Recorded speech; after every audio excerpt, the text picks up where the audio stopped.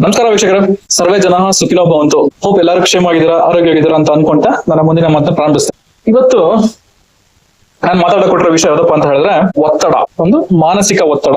ಸ್ವಲ್ಪ ಇದ್ರ ಬಗ್ಗೆ ನನಗೆ ಗೊತ್ತಿರೋ ಹಂಗೆ ಮಾತಾಡ್ತೀನಿ. ಒತ್ತಡ ನಮ್ಮ ಮನಸ್ಸಿಗೆ ಯಾವ ತರ ಘಾಸಿ ಉಂಟು ಮಾಡುತ್ತೆ ಅಂತ ಹೇಳಿದ್ರೆ ಅದು ನಮ್ಮನ್ನ ಯಾವ ಲೆವೆಲ್ ಬೇಕಾದ್ರೂ ಕರ್ಕೊಂಡು ಹೋಗುತ್ತೆ. ಕೆಲವರು ವೀಕ್ ಮೆಂಟಾಲಿಟಿ ಇರೋರು ಅದರಿಂದ ಡಿಪ್ರೆಷನ್ಗೂ ಒಳಗಾಗಿ ತಮ್ಮ ಜೀವನ ಕೂಡ ಕಳ್ಕೊಂಡಿದ್ದಾರೆ. ಹಾಗಾಗಿ I think it's a very important topic. ಇದ್ರ ಬಗ್ಗೆ ನಾನು ಸ್ವಲ್ಪ ಮಾತಾಡ್ಬೇಕು ಅಂತ ಅನ್ಕೊಂಡಿದ್ದೀನಿ. ಕೆಲವ್ರ ಮನಸ್ಥಿತಿ ಹೇಗಿರುತ್ತಪ್ಪ ಅಂತ ಹೇಳಿದ್ರೆ ಬೇರೆಯವ್ರನ್ನ ನೋಡ್ಕೊಂಡು ಬಹು ಬೇಗ ಇನ್ಫ್ಲೂಯೆನ್ಸ್ ಆಗ್ಬಿಡ್ತಾರೆ. ಅಂದ್ರೆ ಅವ್ರ ಮನಸ್ಥಿತಿ ಎಷ್ಟು ವೀಕ್ ಇರುತ್ತೆ ಅಂತ ಹೇಳ್ತಾರೆ.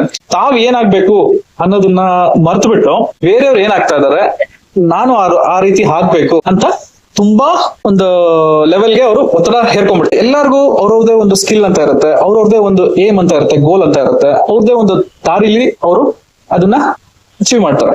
ಒಬ್ರು ಇನ್ನೊಬ್ರ ತರನೇ ನಾವು ಬಾಳ್ಬೇಕು ಅಥವಾ ಇನ್ನೊಬ್ರನ್ನ ನಾವು ಅನುಸರಿಸ್ಬೇಕು ಅಂತ ಅನ್ಕೊಂಡು ವಿಪರೀತವಾಗಿ ಮಾನಸಿಕವಾಗಿ ಅದರಲ್ಲಿ ಇನ್ವಾಲ್ವ್ ಆಗ್ಬಿಟ್ರೆ ಅದು ನಮ್ಮಲ್ಲಿ ಪ್ರೆಷರ್ನ ಉಂಟು ಮಾಡ್ಬಿಡುತ್ತೆ. ಇದು ಸೆಲ್ಫ್ ಇಶ್ಯೂ ಅಂದ್ರೆ ತನಕ್ ತಾನೇ ಅದೇನ್ ಹೇಳ್ತಾರಲ್ಲ, ಇರ್ಲಾರ್ದೆ ಇರೋ ಬಿಟ್ಕೊಂಡು ಅಂತ ಹಂಗ ಆಗ್ಬಿಡುತ್ತೆ. ಎರಡನೇ ಟೈಪ್ ಏನಪ್ಪಾ ಅಂತ ಹೇಳಿದ್ರೆ ಹೇರೋದು. ಅಂದ್ರೆ ನಾವು ನೋಡ್ತಿರ್ತೀವಲ್ಲ, ಸಾಮಾಜಿಕವಾಗಿರ್ಬೋದು ಅಥವಾ ಫ್ಯಾಮಿಲಿ ಇರ್ಬೋದು, ಪಿಯರ್ ಪ್ರೆಷರ್ ಅಂತೀವಿ. ಏನ್ ಹೇಳ್ತಾರೆ, ಬೇರೆಯವರು ನಿಮ್ಗೆ ಪ್ರೆಷರ್ ನ ಹೇರ್ತಾರೆ. ಮನೇಲಿ ಇದ್ರೆ ನೀವು ಅಪ್ಪ ಅಮ್ಮ ಸಾಮಾನ್ಯವಾಗಿ ಮಾತಾಡ್ತಿರ್ತಾರಲ್ಲ, ನೋಡು ಅವನು ಸೇಮ್ ನಿನ್ ಕಾಲೇಜ್ ಅಲ್ಲೇ ಓದ್ದ, ಒಂದ್ ಸೈಟ್ ತಗೊಂಡ, ಅವ್ನಾಗ್ಲೇ ಒಂದು ಕಾರು ತಗೊಂಡ, ನೀನು ನೋಡು ಅವ್ನಿನ ಚೆನ್ನಾಗಿ ಓದಿದ್ಯಾ, ಅವ್ನಿನ ಜಾಸ್ತಿ ಪರ್ಸೆಂಟೇಜ್ ತಗೊಂಡಿದ್ಯಾ, ಬಟ್ ಸ್ಟಿಲ್ ನೀನು ಒಂದ್ ಮನೆ ಕೂಡ ಕಟ್ಟಕ್ಕಾಗಿಲ್ಲ. ಈ ಟೈಪ್ ಆಫ್ ಪ್ರೆಷರ್ ನ ಇದು ನೀವೇ ತಂದ್ಕೊಳೋದಲ್ಲ, ನಿಮಗೆ ಸಮಾಜ ಅಥವಾ ಕುಟುಂಬ ಅಥವಾ ನಿಮ್ಮ ಸ್ನೇಹಿತ ವಲಯ, ನಿಮ್ಮ ಪರಿಸರದಲ್ಲಿ ಅವರು ಹೇರುವಂತದ್ದು. ಇವಾಗ ನಾನು ಪಾಯಿಂಟಿಗೆ ಬರ್ತೇನೆ. ಪ್ರೆಷರ್ ಯಾಕೆ ಕ್ರಿಯೇಟ್ ಆಗುತ್ತೆ?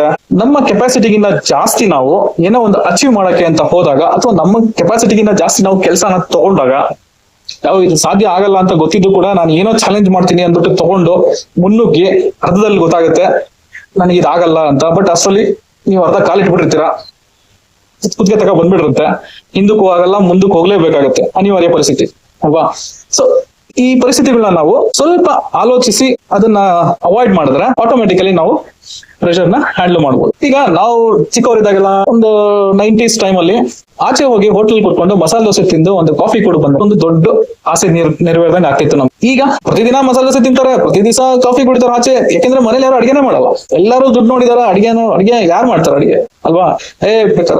ಹೋಗಿ ಕ್ರೆಡಿಟ್ ಕಾರ್ಡ್ ಉದ್ಬಿಟ್ಬೇಕಾದ್ರೆ ಹೋಟೆಲ್ ಊಟ ಮಾಡ್ಕೊಂಡ್ ಬರ್ತಾರೆ. ಆ ತರ ಆಗೋಗಿದ್ದಾರೆ ಜನ. ಪೂರೈಸ್ಕೊಳ್ಳುವಂತ ಆಸೆ ಇಟ್ಕೊಂಡ್ರೆ ಗುಡ್. ನಿಮಗೆ ಬರ್ತಾ ಇರೋ ಸಂಬಳದಲ್ಲಿ for example if you are earning 10K per month ಅನ್ಕೊಳ್ಳಿ, ನಾನು ಕಡಿಮೆ ಎಕ್ಸಾಂಪಲ್ ಕೊಡ್ತೀನಿ. 10,000 ದುಡಿಯೋನಿಗೆ 1 ಕೋಟಿ ಮನೆ ತಗೊಳ್ಳಿ ಅಂತ ಹೇಳಿದ್ರೆ ಅಥವಾ 1 ಕೋಟಿ ಬೆಲೆ ಬಾಳೋ ಸೈಟ್ ತಗೊಳ್ಳಿ ಅಂದ್ರೆ ಅದು ಆಸೆ ಆಗುತ್ತೆ, ಅತಿ ಆಸೆ ಆಗುತ್ತೆ. ಇಲ್ಲೇ ನೀವು ಆಲೋಚನೆ ಮಾಡ್ಬೇಕು, ಏನಪ್ಪಾ ಇದು ನನಗೆ ಬರ್ತಾ ಇರೋದು 10,000, ನಾನು ಮನೆ ಮ್ಯಾನೇಜ್ ಎಲ್ಲ ಮಾಡಿ ಹಬ್ಬ ಅಂದ್ರೆ 1 ಲಕ್ಷ ರೂಪಾಯಿವರೆಗೂ ನಾನು ಸೈಟ್ ತಗೊಂಡು ಮ್ಯಾಕ್ಸಿಮಮ್ ಒಂದು 5 ಲಕ್ಷನ ಒಂದು 10 ಲಕ್ಷದವರೆಗೂ ನಾವು ಲೋನ್ ಮಾಡಿ ಏನೋ ಒಂದು ಮಾಡ್ಬೋದು ಅಂತ ಅನ್ಕೋಬಹುದು. 1 ಕೋಟಿ ಲೆವೆಲ್ಗೆ ನೀವು ಲೋನ್ ತೆಗೆದ್ಬಿಟ್ರೆ ಆಟೋಮೆಟಿಕಲಿ ಪ್ರೆಷರ್ ನ ಏರ್ಕೊಂಡಂಗೆ ಅರ್ಥ.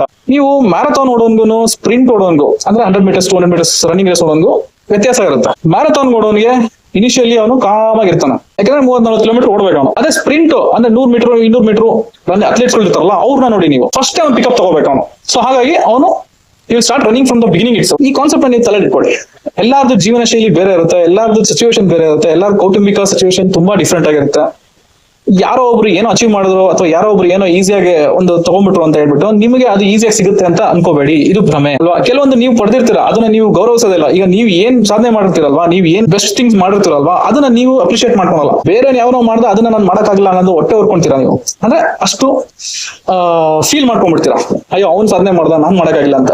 ನಿಮ್ಮ ಸಾಧನೆನ ನೀವು ಅಪ್ರಿಶಿಯೇಟ್ ಮಾಡಿ, ನಿಮ್ ಕೈಲಿ ಏನಾಗುತ್ತೆ ಅನ್ನೋದನ್ನ ನೀವು ಯೋಚನೆ ಮಾಡ್ಬಿಟ್ಟು ಮುಂದಕ್ಕೆ ಹೆಜ್ಜೆ ಹಾಕಿ. So there are lot of parameters where you should draw a line. ಎಲ್ಲಿ ನೀವು ಲೈನ್ ಹೇಳ್ಕೋಬೇಕು ಅನ್ನೋದನ್ನ ನೀವು ತಿಳ್ಕೊಂಡ್ಬಿಟ್ರೆ ಆಟೋಮೆಟಿಕಲಿ ನೀವು ಪ್ರೆಷರ್ ನ ಅವಾಯ್ಡ್ ಮಾಡಬಹುದು. ತುಂಬಾ ಒಂಥರ ಬೇಜಾರಾಗುತ್ತೆ. ಈಗ ಎಷ್ಟು ಬುದ್ಧಿವಂತರಿರ್ತಾರೆ, IAS ಓದಿರ್ತಾರೆ, IITA ಓದಿರ್ತಾರೆ, to be so called okay ಬುದ್ಧಿವಂತರು ಅಲ್ಲೇ ಓದೋದು ಅಂತ ತಿಳ್ಕೊಂಡ್ರೆ ಅವರೇ ಆತ್ಮಹತ್ಯೆಗಳು ಮಾಡ್ಕೊಂಡು, ಬುದ್ಧಿವಂತಿಕೆ ಅಲ್ಲಿ ತೋರಿಸ್ಬಿಟ್ಟು ಆತ್ಮಹತ್ಯೆ ಮಾಡ್ಕೊಂಡ್ಬಿಟ್ಟು ಸೋತೋಗ್ಬಿಟ್ರೆ ನೀನೇನು ಬುದ್ಧಿವಂತ ಅಂತಾರ ದಡ್ಡ ಅಂತ. ನಿನ್ ಲೈಫ್ ಅಲ್ಲಿ ಸೋತೋಗ್ಬಿಟ್ರೆ ಏನರ್ಥ? ಮನುಷ್ಯ ಹುಟ್ಟಿದ್ಮೇಲೆ ಅವ್ನಿಗೆ ಏನ್ ಬರುತ್ತೋ ಅವ್ನ ಪಾಲಿಗೆ ಬಂದಿದ್ನ ಅನುಭವಿಸಿ ಪೂರ್ಣ ಜೀವನ ನೋಡಿದ್ರೆ ಮಾತ್ರ ಅವನು ಹುಟ್ಟಿದ್ಕೂ ಸಾರ್ಥಕ. ಯಾರ್ದೋ ಏನೋ ಪ್ರೆಷರ್ಗಳನ್ನ ಹೇರ್ಸ್ಕೊಳೋದು ಅಥವಾ ಬೇರೆಯವ್ರು ಹೇರಿದ್ರು ಅಂತ ನಮ್ ತಲೆ ಮೇಲೆ ಹಾಕೊಂಡ್ಬಿಟ್ರೆ ಅದರಿಂದ ನಾವು ಬಸವಳಿದು ಡಿಪ್ರೆಷನ್ಗೆ ಹೋಗಿ ಆಮೇಲೆ ಅಂತ್ಯ ಕಾಣೋದಿದೆಯಲ್ಲ, ಇದು ದುರಂತ. ಪ್ರೆಷರ್ ಹಾಕೋರಿದ್ರೆ ಅವರಿಂದ ದೂರ ಇರಿ, ಆ ಪರಿಸರದಿಂದ ದೂರ ಇರಿ. ಇದೊಂದು ಸಲಹೆನ ನಾನು ಯಾಕೆ ಕೊಡ್ತಾ ಇದೀನಿ ಅಂದ್ರೆ, ಈ ಸಲಹೆನ ನೀವು ಅಚ್ಚುಕಟ್ಟಾಗಿ ನೀವು ತಗೊಂಡ್ರೆ ನಿಮ್ಮ ಜೀವನದಲ್ಲಿ ನೀವು ಆರಾಮಾಗಿರ್ತೀರ. ಜಸ್ಟ್ ಇಮ್ಯಾಜಿನ್, ನಿಮ್ಗೆ ಒಂದು ಪೈಸಾ ಸಾಲ ಇಲ್ಲ, ನೀವು ಆರಾಮಾಗಿ ದುಡಿತಾ ಇದ್ದೀರಾ, ಜೀವನ ಮರ್ಯಾದೆಗೆ ನಡ್ಸ್ಕೊಂಡು ಹೋಗ್ತಾ ಇದ್ದೀರಾ ಅಂದ್ರೆ ಅದಕ್ಕಿನ್ನ ಸುಖವಾದ ಜೀವನ ಮತ್ತೆ ಯಾವ್ದು ಇಲ್ಲ. ಡೈಲಿ 2-3 ಫಾರಿನ್ ಟ್ರಿಪ್ ಕೊಡ್ಕೊಂಡ್ ಬರ್ತಾನೆ, ಅವನಿಗೆ ಪ್ರೆಷರ್, ಅವನಿಗೆ ಹೆಂಡತಿ ಜೊತೆ ಮಾತಾಡ್ಬೇಕಾಗಿರಲ್ಲ, ಮಕ್ಳು ಮಕ್ಕನೇ ನೋಡಿರಲ್ಲ, ಅವನಿಗೆ ಲಕ್ಷ ಬರ್ತಾ ಇರುತ್ತೆ. ಬಟ್ ಸ್ಟಿಲ್ ಅವನ ಅಪ್ಪ ಅಮ್ಮಂಗ ಅವನು ಆಸ್ಪತ್ರೆ ಕರ್ಕೊಂಡು ಹೋಗಕ್ಕಾಗಲ್ಲ, ಏನೋ he cannot fulfil his personal things. ಅದಕ್ಕಿನ್ನ ನೀವು ಸುಖವಾಗಿದ್ದೀರಾ ಅಂತ ನೀವು ಅನ್ಕೋಬಹುದಲ್ಲ. ಇಷ್ಟೊಂದು ತಾಳ್ಮೆಯಿಂದ ನನ್ನ ವಿಡಿಯೋ ಕೇಳಿದಕ್ಕೆ ಧನ್ಯವಾದಗಳು. ಟಾಪಿಕ್ ಇಷ್ಟ ಆದ್ರೆ ದಯವಿಟ್ಟು ಇತರರಿಗೂ ಶೇರ್ ಮಾಡಿ ಅಂತ ಕೇಳ್ಕೊಂಡು